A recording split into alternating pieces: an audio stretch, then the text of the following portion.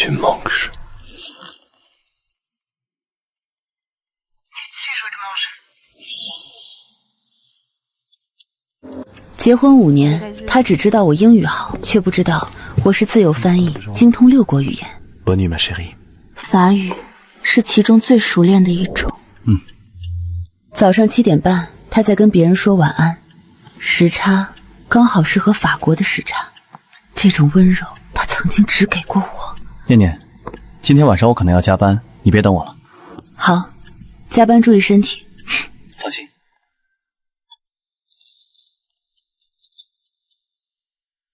我没有当场揭穿他，因为我想知道，一个男人到底能把谎撒到什么地步。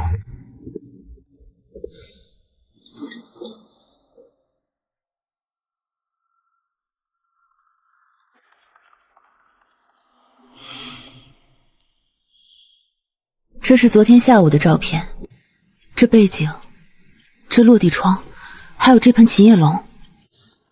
这是他的办公室，琴叶龙是我送他的。给你，永远。5年前，他在我们的婚戒内侧刻的，就是这句。念念，你让我查的人我已经查到了。是他们公司新来的法务总监，法国留学回来的，现在是周岩的直属下级。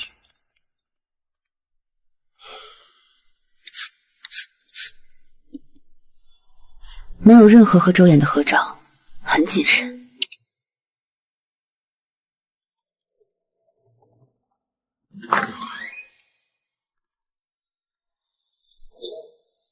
念念，今天下班早，我买了食材，打算做你最爱吃的糖醋排骨。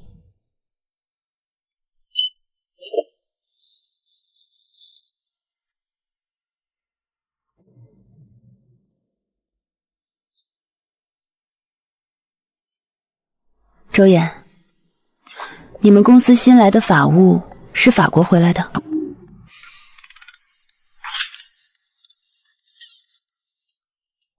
你怎么知道？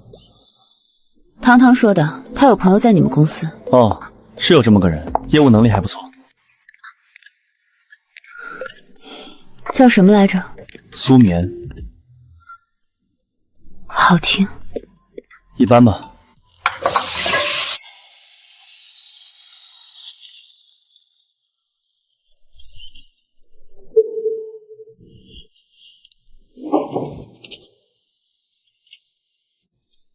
多吃点。念念，最近翻译的那几个项目还顺不顺利？挺顺利的，几个大客户的初稿都过审了。那就好，别太累着自己。都是常规台。接下来他的问题，我一一回答，笑容得体。下周开始对接。身体上吃得消吗？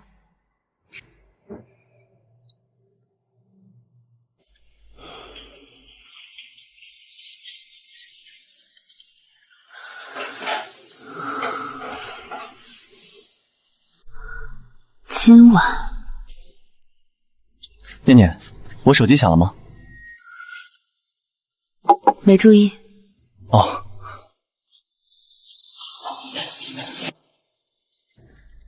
周岩，你知道吗？你越是在我面前表现的正常，我就越觉得恶心。不是对你，是对那个装作什么都不知道的自己。我和周岩有一个共同的匿名博客，是我们刚恋爱时建的，叫南风知我意。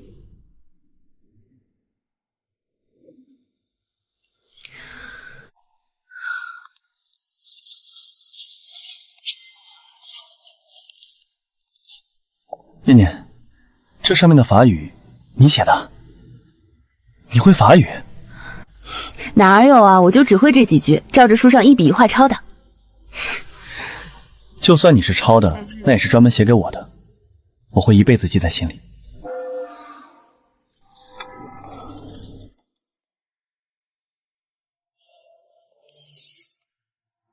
Les Faye， 这种低级拼写错误，拼写错误，用词制止，不像是周岩的文风。他学的是商务法语，用词精确冷硬。这段文字浪漫、稚稚又矫情，倒像是一个法语初学者写的情书。老公，怎么了？我想起我们那个博客好久没更新了，刚才看了一眼，全是以前的回忆。是吗？我最近太忙了，都没过上去看。我今天翻了翻以前的照片和诗，还挺怀念的。怀念什么？人都在你身边呢。乖，改天我空了，咱们一起上去写一篇。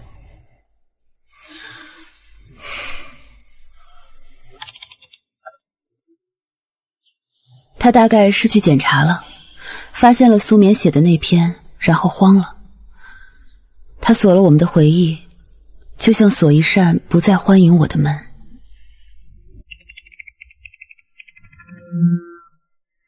妈，还没睡。念念，我胸口疼，喘不上气。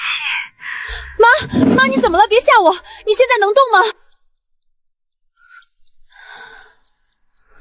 妈，你听着，坚持一下，我现在就过去，我现在就去。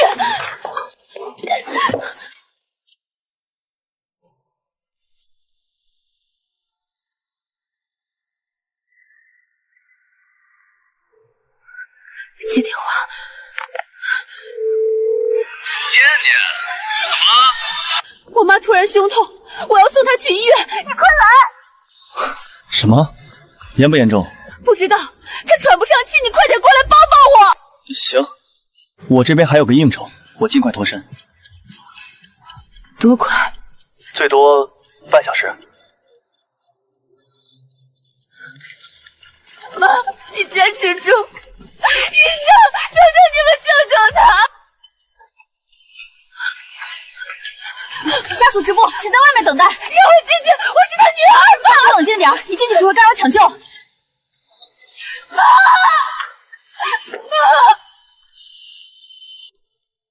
家属，去2楼把欠费缴了，手术室那边等着拿药。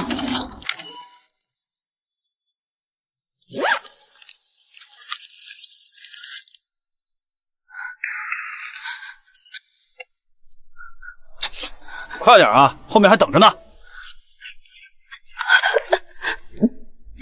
对不起，对不起。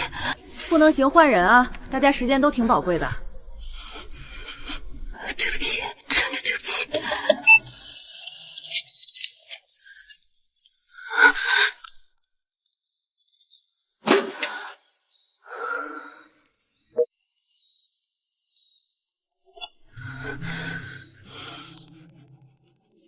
周岩，我妈急性心梗抢救中，你在哪儿？已读，没有回复。求你了，快来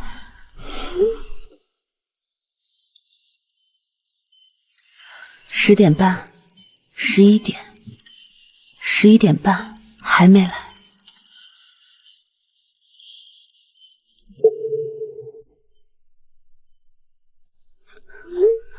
1个半小时。对不起，您拨打的电话暂时无人接听。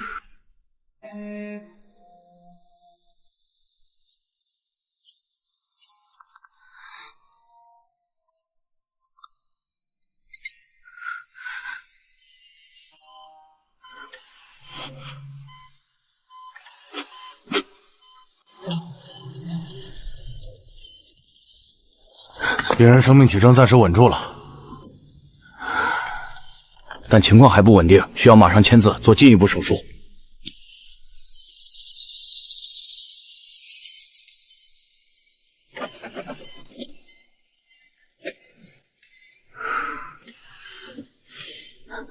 别急，李小姐，我扶着你，慢慢写。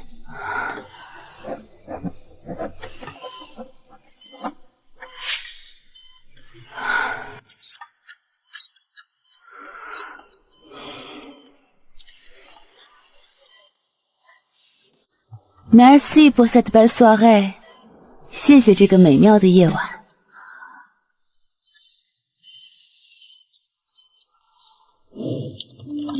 坚持坚持，3个月的稿费快到账了。念念，这是我收过最好的生日礼物。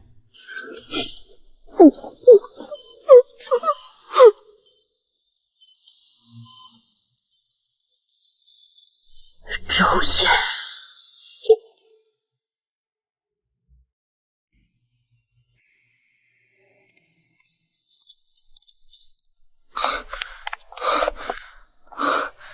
念念，我来了，妈怎么样了？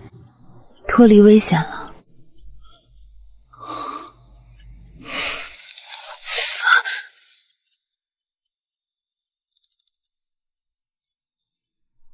你昨晚在哪儿？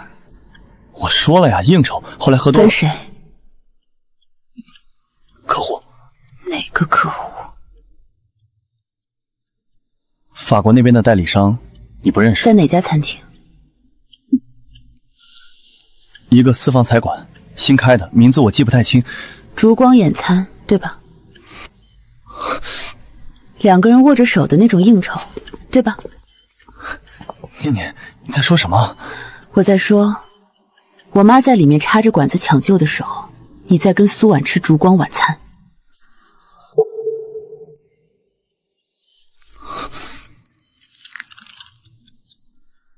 你手上戴着我送你的表，握着她的手。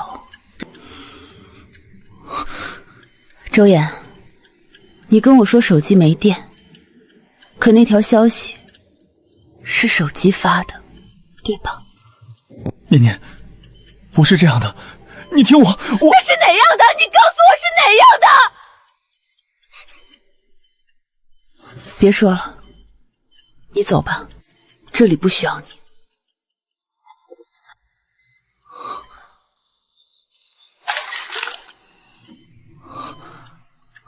念念，听我解释。解释什么？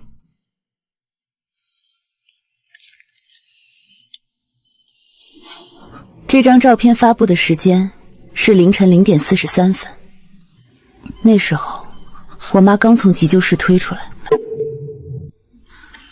我在走廊上给你打第5个电话，你说手机没电，可这张照片里你的手腕上戴着我送的表，握着她的手，在吃烛光晚餐。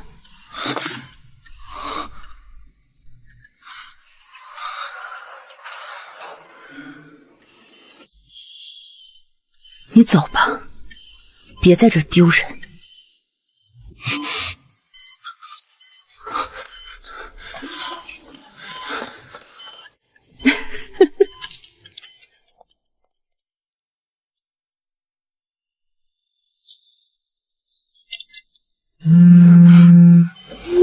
念念，阿姨怎么样了？暂时稳定了。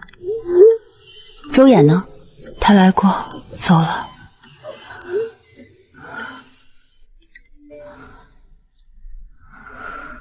你发现了？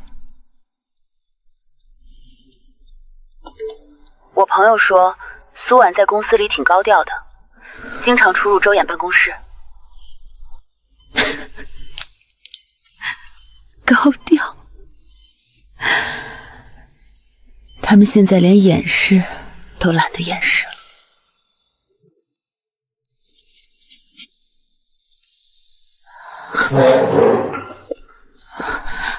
念念，妈，你醒了，别乱动。医生说你需要休息。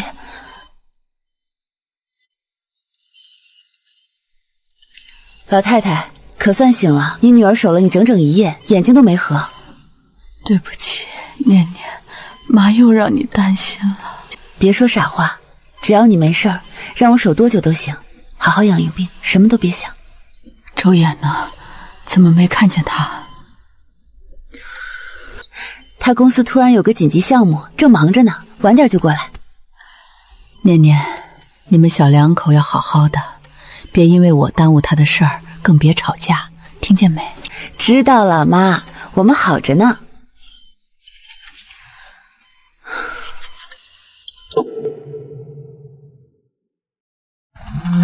念念，妈好点了吗？求你回我个电话好吗？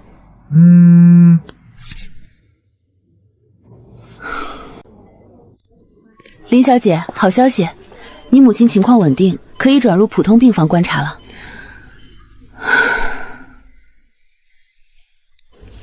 还得住1周左右，你回去给病人收拾一些换洗衣服，带点必备的日用品过来吧。好，谢谢护士。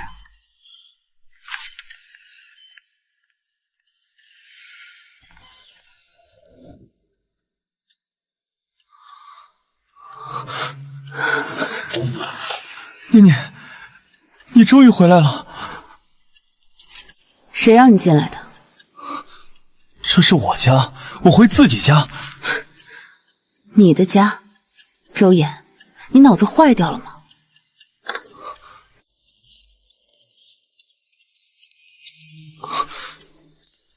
这房子是我婚前买的，本子上只有我的名字。从法律意义上讲，这不是你的家。念念，我不是那个意思，我只是担心。我说了，这不是你的家，带着你的花滚出去。念念，我错了，我真的知道错了。那天晚上我喝多了，我没接到电话，那是因为你替我解释，好不好？错了。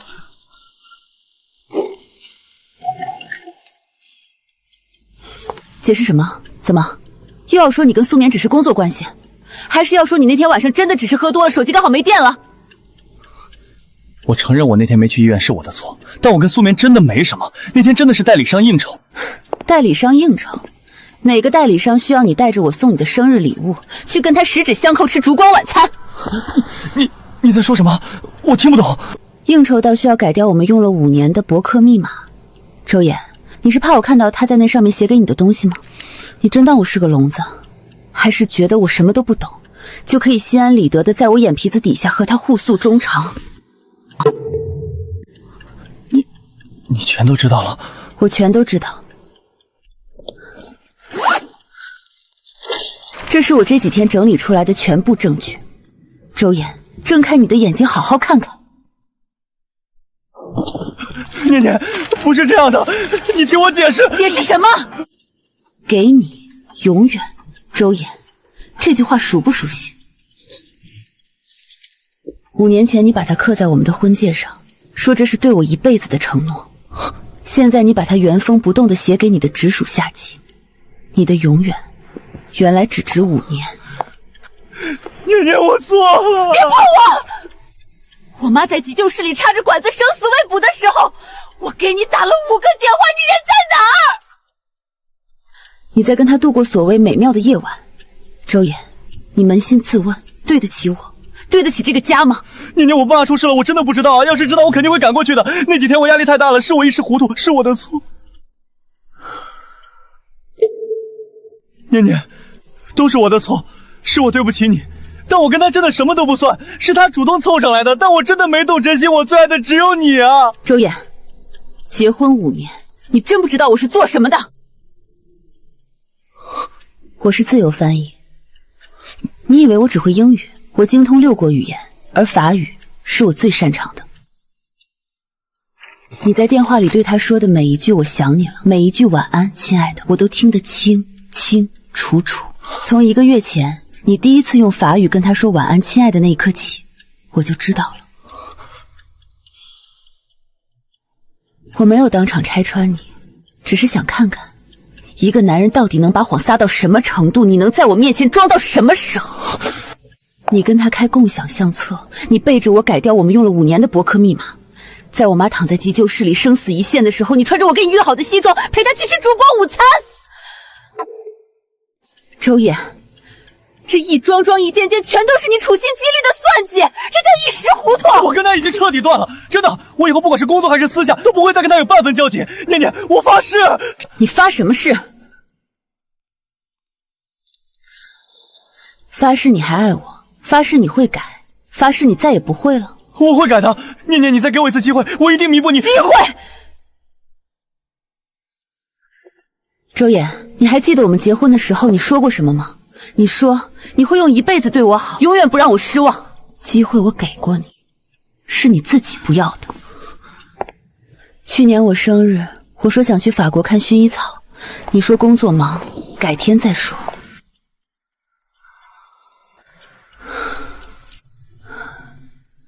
今年我们结婚纪念日，我订了餐厅，你临时说要陪客户应酬。上个月我发烧烧到39度，你说在加班，让我自己去医院。周烨，每一次我最需要你的时候，你都不在。可你陪苏恋吃烛光晚餐，陪她逛商场、看电影、去酒吧，你把所有的精力和时间都给了她，现在你来问我要机会。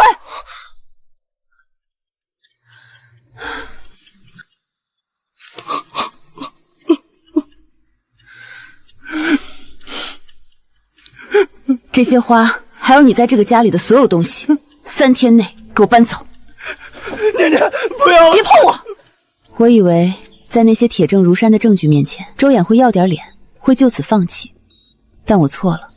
接下来的1个星期，他像疯了一样，开始了他那令人作呕的自我感动。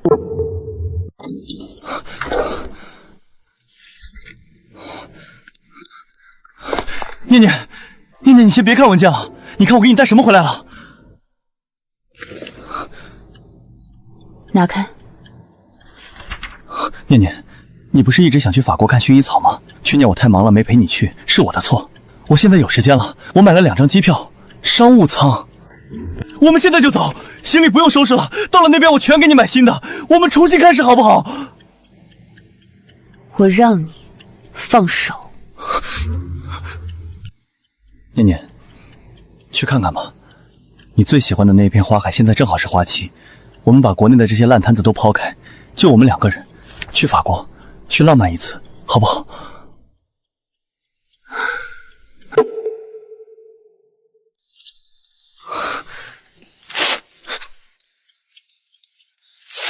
去法国，去看薰衣草。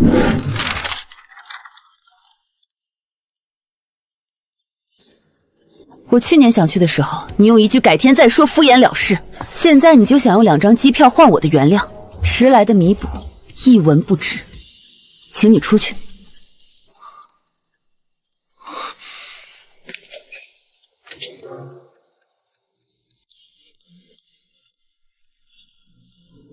哇，念念，你老公又来接你下班啦，手里捧着什么？那是城东那家排队都要排疯了的草莓千层吧？你老公也太浪漫太有耐心了吧，我听说他都在这站了1整天了。浪漫什么啊，怪吓人的，要不要叫保安过来？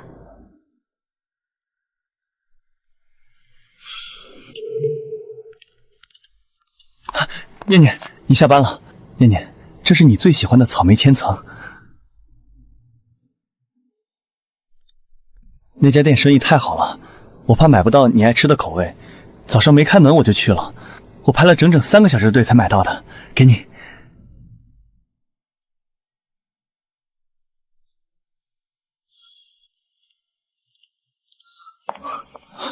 念念，你吃一口吧，你以前最爱吃这个了。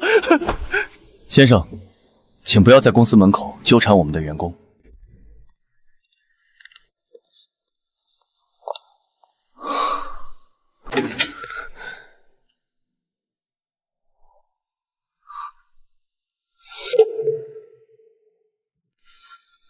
念念，你回来了，你看，你看这个，念念，你看，这是我们第一次约会，那天下了好大的雨，我脱了外套给你挡雨，对不对？还有这个，这是我们第一次去旅行，我们在海边看日出，你说你想看一辈子的大海。念念，我把我们从恋爱到结婚的所有照片全都找出来了，我连夜做成了下册，一共5本，整整5本啊！念念，我记得每一个瞬间，我记得我们所有的点点滴滴，我从来没有忘记过我们的美好。我求求你，你看在这些回忆的份上，别不要我好不好？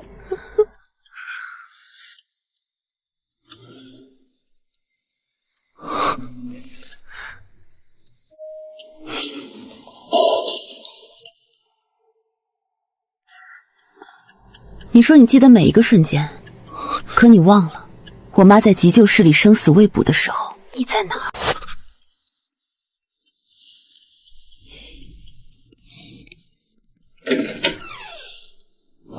出去。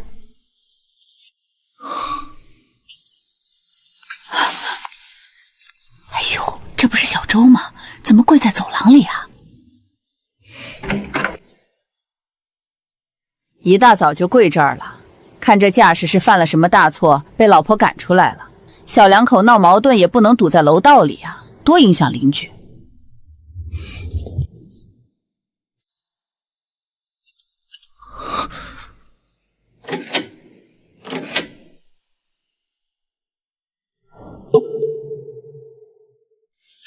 念念，你终于肯见我了。周岩，你在演戏给谁看？我没有演戏，我是真的。念念，我是真的知道错了，我真的离不开你。我跟苏眠已经彻底分开了。念念，你看，我当着你的面把他的社交账号、电话、所有联系方式全都删了。公司那边走了正常流程，我已经让财务给他结清工资，以后再也不会见他。真的，我发誓。念念，你想要什么我都给你，房子、车子、钱全给你，只要你别离开我。周岩，你真的不明白吗？我要的从来不是这些，我要的是在我需要你的时候你在，是你在我生病的时候能陪我去，而不是一句加班让我自己去医院。是你在我妈出事的时候能赶过来帮我，而不是在外面陪着别的女人吃烛光晚餐。是你在我们的婚姻里心里只有我一个人，可是这些你都没给过。念念，你不是说给过我机会吗？现在再给我一次，就这一次，我求你了。我保证，我发誓，我一定会改的，我会用余生来证明我有多爱你。你先别离婚，行吗？你先跟我回家，我们慢慢来，日子还长，我一定会让你看到我的改变。周岩，你还记得吗？3年前，你第一次因为应酬放我鸽子，我在家里等了你一整晚，饭菜热了又凉。我问你，以后会不会还这样？周岩，以后你都会这么忙，都会这样不回家吃饭吗？念念，对不起，相信我，等我在这边工作稳定下来就好了。以后我天天陪你吃饭。我问你，以后会不会还这样？你说，念念，相信我，工作稳定下来就好了。2年前你升职了，应酬变得更多了，10天有8天半夜才带着一身酒气回来。我说我想要个孩子，想要个完整的家。老公，我们今年要个孩子吧。念念，再等等，现在事业正是上升期，我哪有精力管孩子？听话。去年我过生日，我说我想去旅行。周岩，下个月我们去旅行好不好？攻略我都做好了。念念，等我忙完这个项目，别在这添乱了，行吗？你说，念念，等我忙完这个项目。周岩，你数过吗？这5年里，你跟我说了多少次等等？你让我等你工作稳定，等你升职加薪，等你忙完一个又一个永远也忙不完的项目，我等了你整整5年。我把一个女人最好的5年都耗在了等待上，可我等来的是什么？等来的是你背着我，跟你的女下属用法语说情话。是你做贼心虚，把我们记录了5年感情的社交软件改了密码。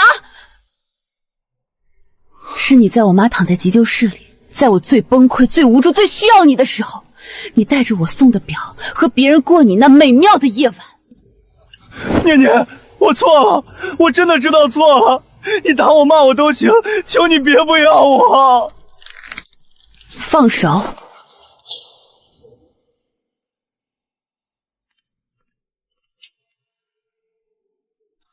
周岩，你让我等了5年，现在轮到你等了。念念，不，你听我说，我会改的，我真的会改，我发誓我会用我的下半辈子来。你说你要用时间证明你会改变。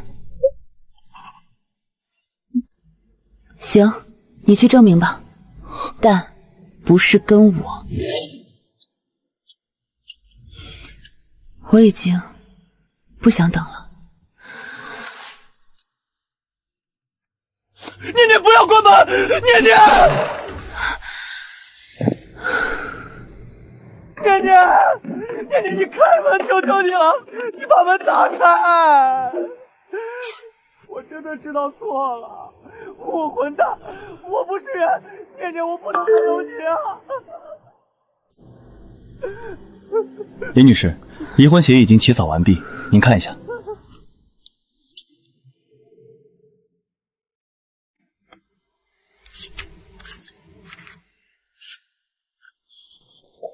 念念，你还爱我对不对？你肯定还爱我，如果不爱，你怎么会这么生气？念念，你心里还有我。念念，看在5年的份上，给我一次机会，就这一次，就这一次。你们不会，念念，我就知道你不会不理我。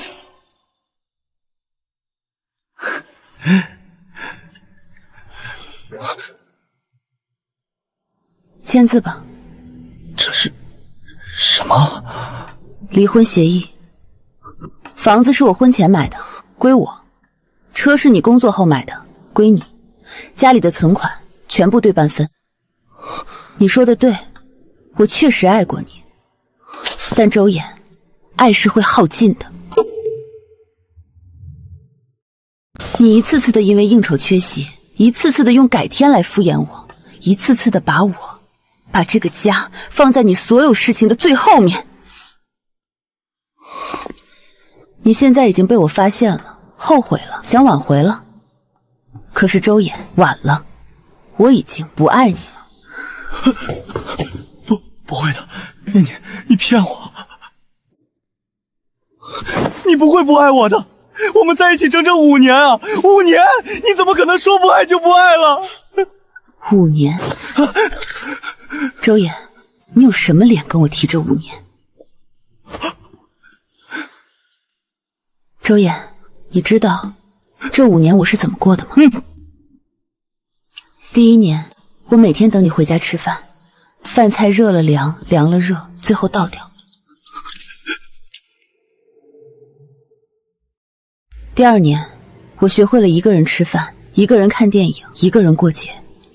第3年，我开始习惯你的缺席，习惯你的敷衍，习惯你的谎言。第4年，我发现自己笑得越来越少，话也越来越少。第5年，我遇见了那个会说6国语言的自己，他提醒我，我曾经是个多么骄傲的人。周衍，是你一点点的把那个骄傲的我变成了一个在婚姻里卑微等待的女人。对不起，念念，对不起，我改，我以后一定改。现在你说你会改，你会对我好，可我已经不需要了。我要找回那个骄傲的自己。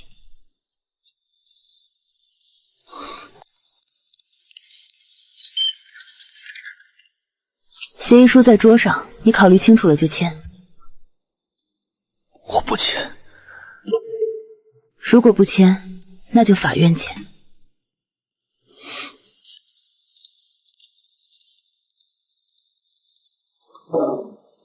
周衍没有签字，他开始疯狂的折腾。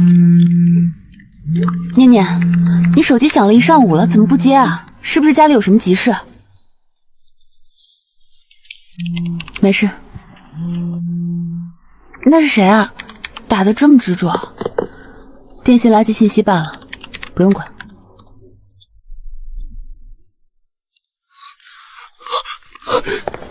念念，你为什么不接我电话？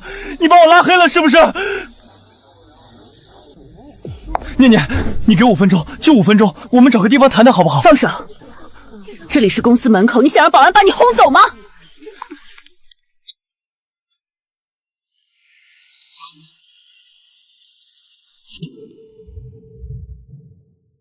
甚至跑去医院，想通过我妈来劝我。妈，念念，周衍跑来医院找我，他跪在床前跟我说了，你们要离婚。为什么？你们不是好好的吗？妈，他有了外心。念念，妈知道你委屈，可你们5年的感情，好好的一个家，妈是怕你真离了，往后一个人难啊。他要是真心知道错了，你要不要再想想？他今天跑到我病床前，哭得那叫一个惨，他现在不是已经知道错了吗？我看他也是真心回国。你们5年的感情不容易，你就原谅他吧。妈，你知道那天晚上您急性心梗发作在急救室里抢救的时候，周远在哪儿吗？他不是说在忙工作，手机没电了吗？他在陪别的女人吃烛光野餐。您在里面插着管子，我一个人站在抢救室门外的走廊上，急得像个疯子一样。我给他打了好多个电话，他一个都没接。妈，您告诉我，在您命悬一线的时候，他陪着别的女人风花雪月，把我一个人丢在医院里担惊受怕，这样的男人，您觉得还值得原谅吗？念念，妈劝你和，是以为他平时对你好，怕你离了婚一个人孤单无依。可要是他连这种要命的时候都能把你一个人扔下不管不顾，那他心里根本就没有你这个妻子。这样的男人咱们不要了。离，念念，你决定了，妈就支持你。妈绝不能看着你在这种男人身边受委屈。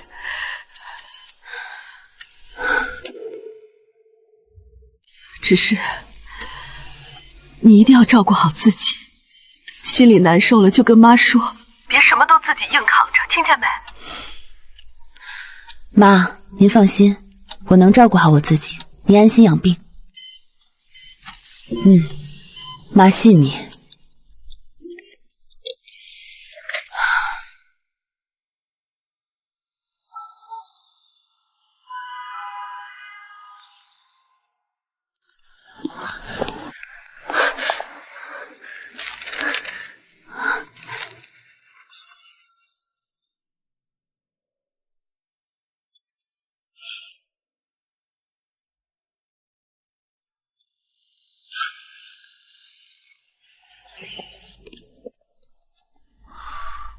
念念，我会用一辈子对你好，我发誓，绝对不会让你受半点委屈。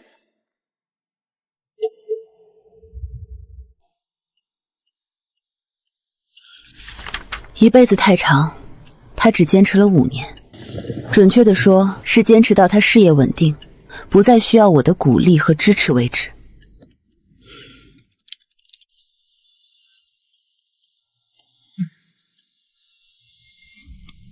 念念，我今天去了那家甜品店，这次我花钱找了代牌，买到了你最爱吃的那个草莓千层。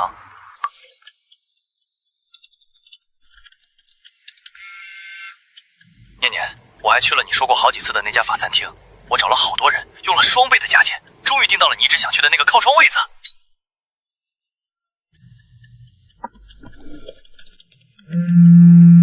我把我们第一次约会的那个老电影院找出来了，虽然翻新了，但他们这周末在重映我们当年看的那部电影。念念，你说你想要努力做，我都给你补上。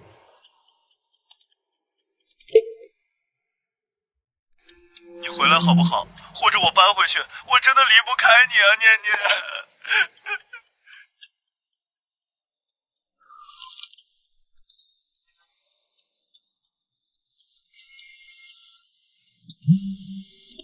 念念，我去找苏眠了。我当着公司几位高管的面，把话说得明明白白。我告诉他，我这辈子最爱的人只有你灵念，是他主动越界，我们之间从来没什么。我还去公司人事部申请了调岗，我连法务总监的汇报线都换了，以后我绝对不会跟他有任何工作和私下的交集。念念，你听到了吗？我再改了，我真的在改，我用行动证明了。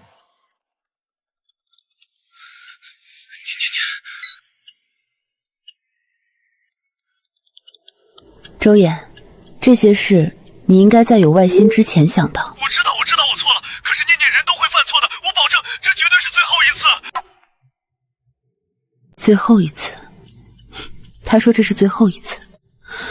可是周衍，这已经是你第无数次说最后一次了。第一次放我瓜子，你说最后一次；第一次忘记我的生日，你说最后一次；第一次让我一个人烧到39度去医院打点滴，你还是说最后一次。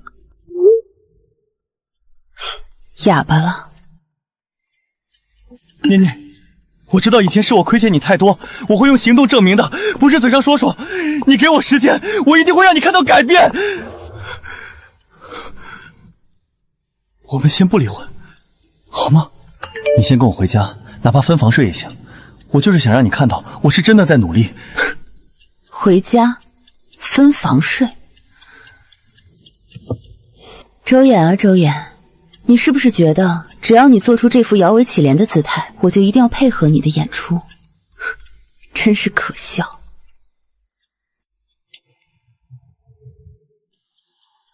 周衍，你知道我最失望的时候吗？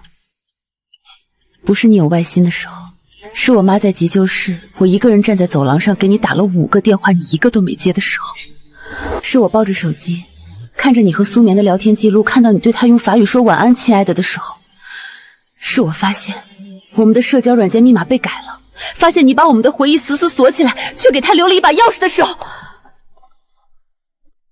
周衍，在那些时刻我的心就已经死了，你现在做什么都晚了。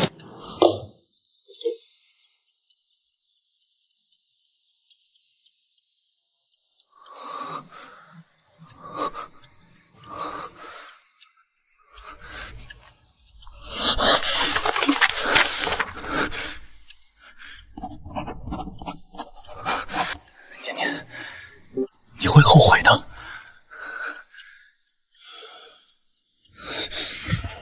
你以为离开我你能过得多好？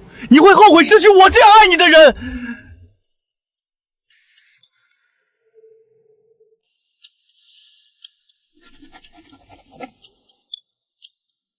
不会，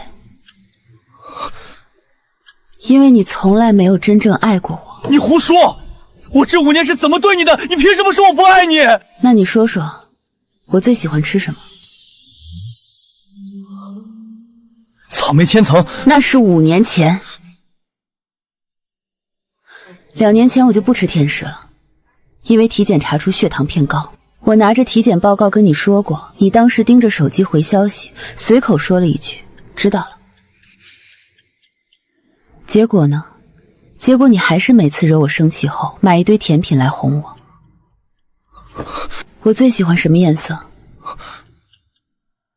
蓝色。是墨绿色。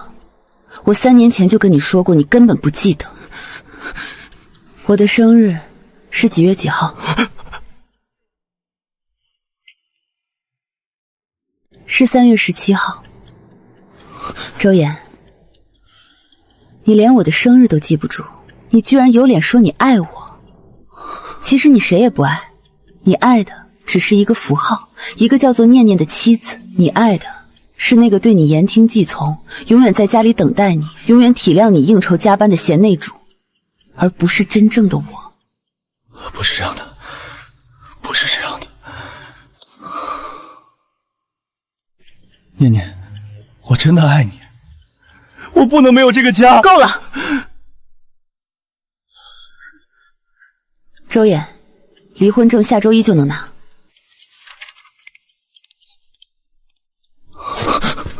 从今以后，我们再无瓜葛。祝你前程似锦。念念，念念，你回来！我不能没有你。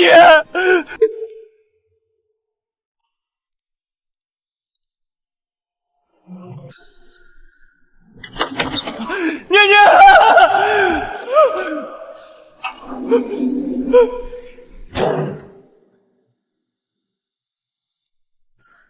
我看着镜子里的自己，没有眼泪，因为所有的眼泪都已经在那些个周衍不归的深夜，那些个无望的等待里流干了。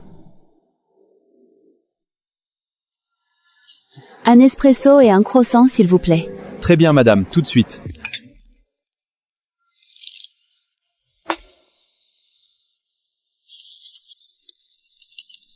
天哪，林大翻译官，你这气场简直脱胎换骨啊！你专门从纽约飞过来看我，就是为了夸我的？夸是真的，不过，念念，你瘦了。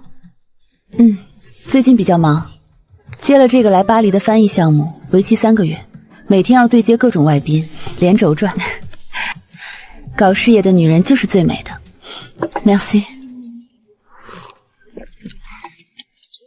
哎，国内圈子里最近八卦可不少，听说周衍辞职了。听说是他在那家公司混不下去了，背后天天被人指指点点，最后只能卷铺盖走人，去了另一个城市。我那朋友说，他刚离婚那阵子颓废了很久，整天泡在酒吧里借酒浇愁，喝得烂醉如泥也没人管。不过也有人说，他后来去了新公司，现在很拼，没日没夜的加班，像是受了什么大刺激，非要向别人证明什么似的。他想证明什么是他的事，但这些都与我无关了。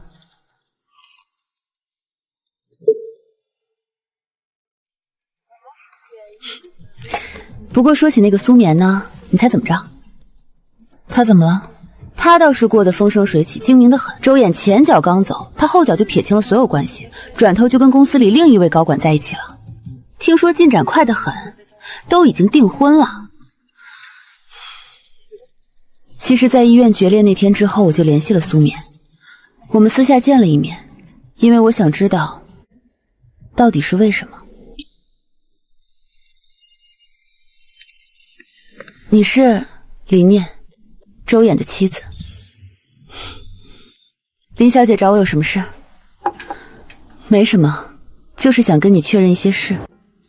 Il me dit que tu es la plus belle chose qui me soit arrivée. Il me dit bonne nuit, mon amour, tous les soirs avant de dormir.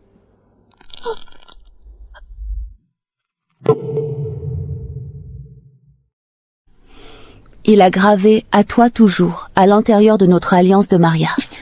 Et il a écrit la même chose sur un post-it et l'a mis sous ton verre à vin.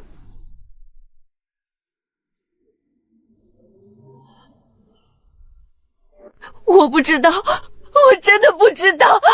你不知道没关系，我今天来不是来骂你的，也不是来跟你抢什么的。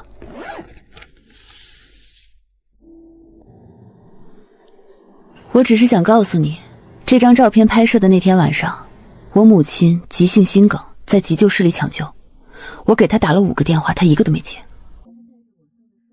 她带着我送的生日礼物，握着你的手跟你吃烛光晚餐。周衍这个人擅长给每个女人画饼，他跟我说过一辈子，跟你也说过永远。他的情话很便宜，谁都能给。你要是真喜欢他，尽管拿去。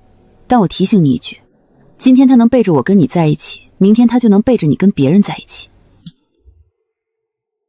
Au fait, votre prononciation française n'est pas très bonne. Vous pouvez pousser le temps. Vous pouvez pratiquer quand vous avez le temps. 我没有任何胜利的快感，只觉得很累。2个女人被同一个男人骗，一个伤了婚姻，一个伤了感情。输家从来只有我们。后来他跟我说他是被骗的，他不知道周衍有家室。我已经完全不在乎了，我绝不会再为周衍这个男人浪费任何一丝一毫的情绪。念念，那你呢？快乐吗？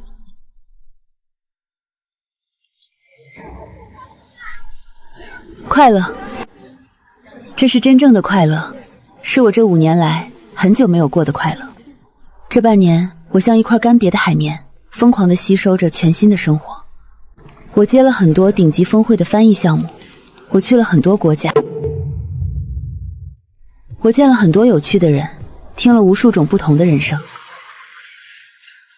我突然发现，离开周衍之后，世界竟然这么大。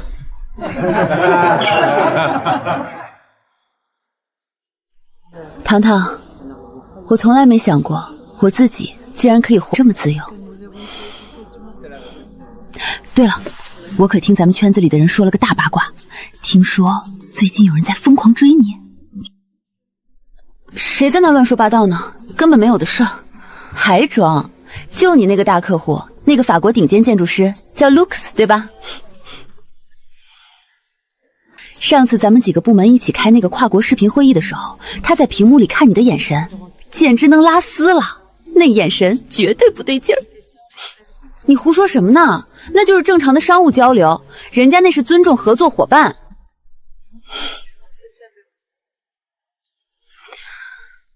虽然嘴上这么跟糖糖说，但我心里清楚，确实有些异样。Lux 是个非常绅士的法国人，他是顶尖的建筑师，而且和我一样，也精通6国语言。我们合作过几次大型跨国项目，每次会议结束，我们总能从建筑艺术聊到各国语言的韵律，非常聊得来。直到上周5的傍晚，上周他发信息约我去塞纳河边散步，我盯着那条信息犹豫了很久很久，手指在屏幕上悬停了好几次，但最后我还是答应了。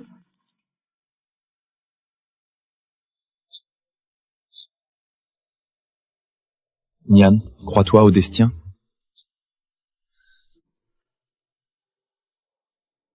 J'ai cru autrefois, mais plus maintenant. Pourquoi? Parce que j'ai réalisé qu'au lieu d'attendre que le destin décide pour moi, il vaut mieux le créer soi-même. Tu es vraiment une femme extraordinaire.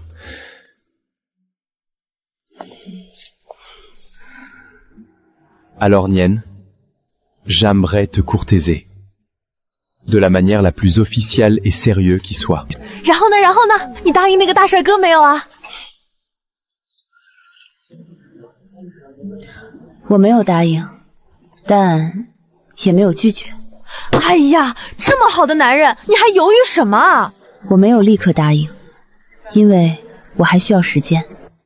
我需要时间来治愈过去的伤痕，我需要时间来让自己变得更强大，去成长，去遇见一个更好的、更值得被爱的自己。但我知道，我已经准备好了，我已经准备好去迎接属于我的全新的人生。念念，国内寄过去的快递拆开没？周衍这脸皮也太厚了吧，结婚居然还敢给你发请柬。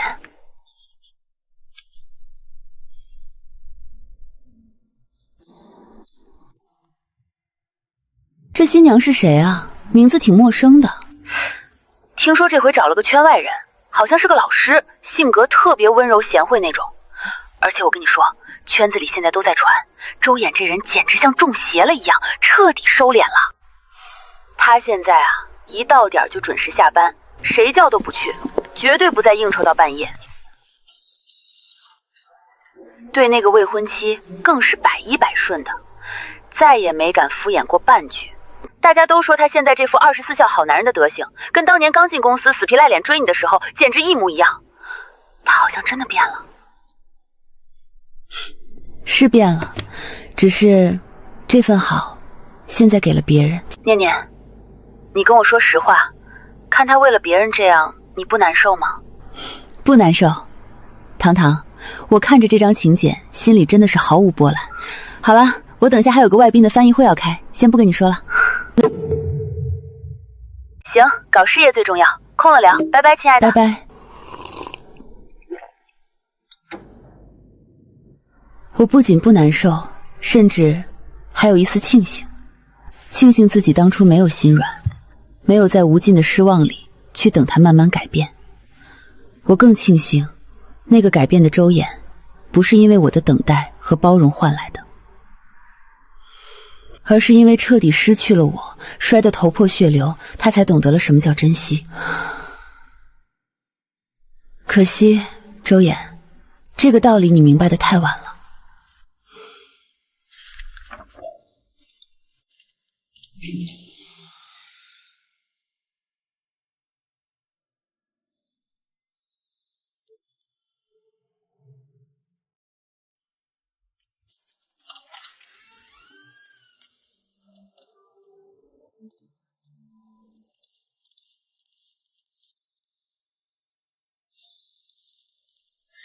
Tu es magnifique aujourd'hui.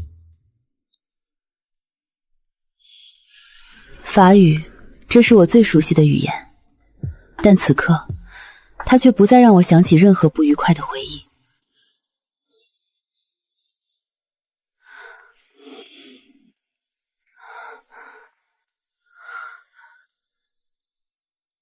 念念，我爱你。我知道你曾经经历过很深的伤害，我愿意用我的余生来慢慢治愈你。我不会让你无望的等待，不会让你失望，更不会在任何你需要我的时候缺席。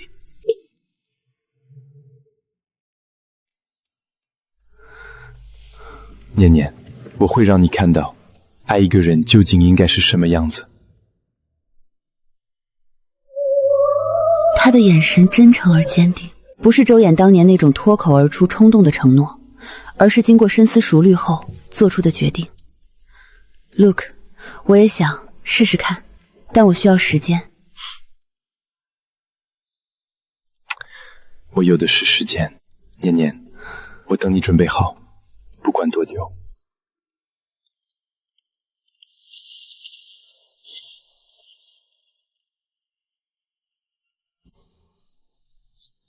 我找到了一个真正懂得什么叫一辈子的人。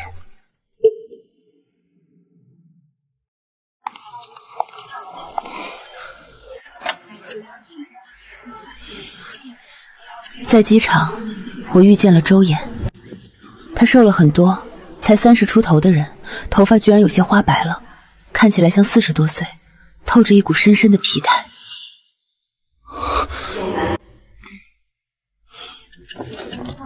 念念，你过得好吗？很好。你呢？听说你要结婚了，恭喜。谢谢。她是个好女孩，很温柔，很体贴。她值得我对她好。那就好好珍惜吧，别再犯同样的错误。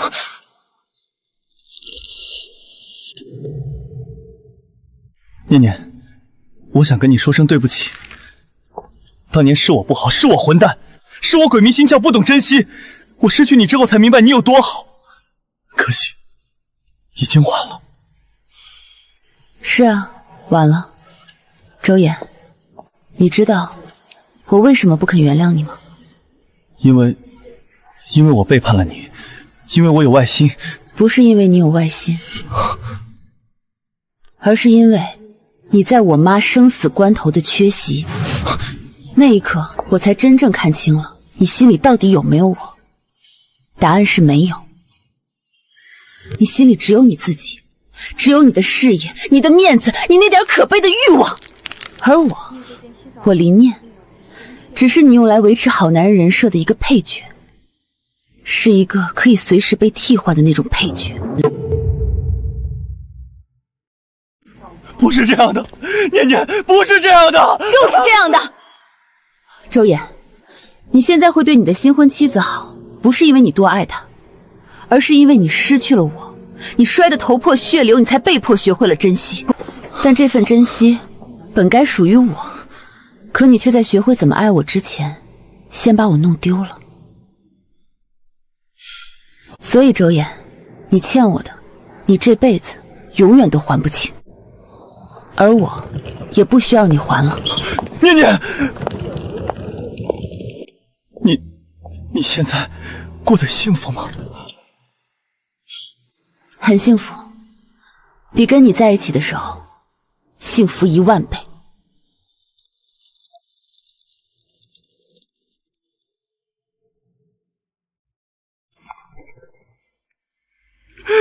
我没有回头，因为那个曾经会为了他的眼泪，为了他一举一动心疼的念念，已经彻底死了。死在那个深夜医院冰冷的走廊上，死在那5个永远没人接听的电话里，死在那句手机没电了的荒谬谎言里。